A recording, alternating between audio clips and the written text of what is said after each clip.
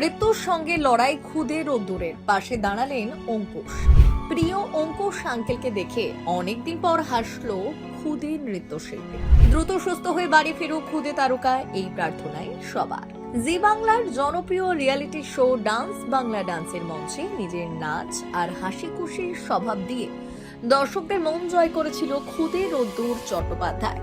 কিন্তু হঠাৎই ফুসফুসে গুরুতর সংক্রমণ ধরা পড়ায় হাসপাতালে ভর্তি করতে হয় মাত্র 5 বছরের এই শিশুকে।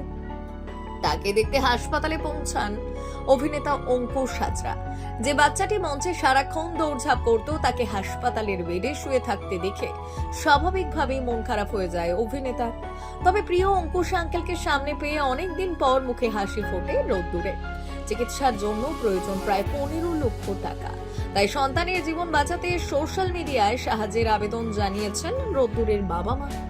এখন সবার একটাই প্রার্থনা, দ্রুত সুস্থ হয়ে বাড়ি ফিরুক ছোট্ট রোদ্দুর।